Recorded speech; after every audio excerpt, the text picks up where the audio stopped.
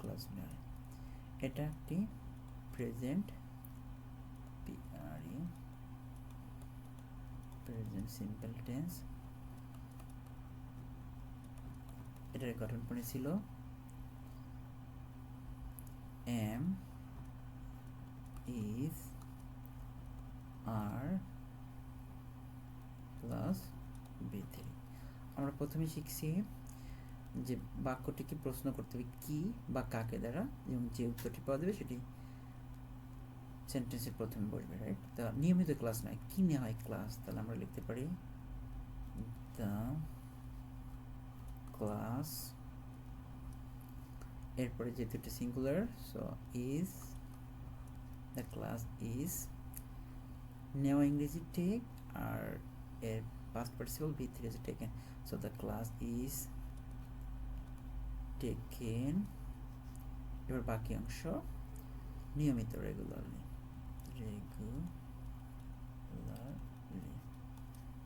নিয়মিত ক্লাস নেওয়া হয়। তাহলে এখানে কি নেওয়া হয় ক্লাস, দ্য ক্লাস, এরপরে টেনশনের যে অক্সিলারি ভার্ব ইজ, এরপরে V3 টেক থেকে টেকেন, অ্যান্ড বাকি অংশ রেগুলারলি।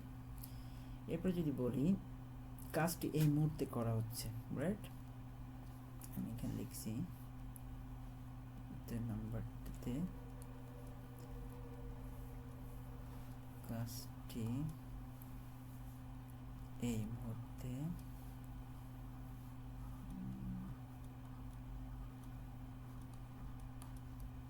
করা হচ্ছে। ওকে, কাজটি এই মুহূর্তে করছে, এটি কন্টিনিউয়াস টেন্স। তো আমি সংক্ষেপে এখানে লিখছি প্রেজেন্ট কন্টিনিউয়াস। ওকে, তো এটা গঠন করেছিল am, is, are plus being plus B3। তাহলে আমরা বলতে পারি কি এই মুহূর্তে করা হচ্ছে, রাইট? যদি প্রশ্ন করি কি বা কাকে দ্বারা, তাহলে কি এই মুহূর্তে করা হচ্ছে, তাহলে উত্তর পাবো কাজটি আগের মতোই, দ্য ওয়ার্ক, এরপরে auxiliary verb the work is, এরপরে being, the work is being, করা ইংরেজি কি ডু, এর past participle from done, the work is being done এই মুহূর্তে, নাও, রাইট? নাও। ওকে,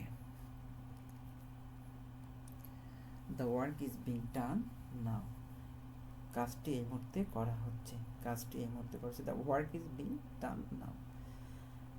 এরপরে যদি আমরা বলি এটি প্রেজেন্ট পারফেক্ট টেন্সের উদাহরণ দেখি, 3 নম্বরটা, ছবিটি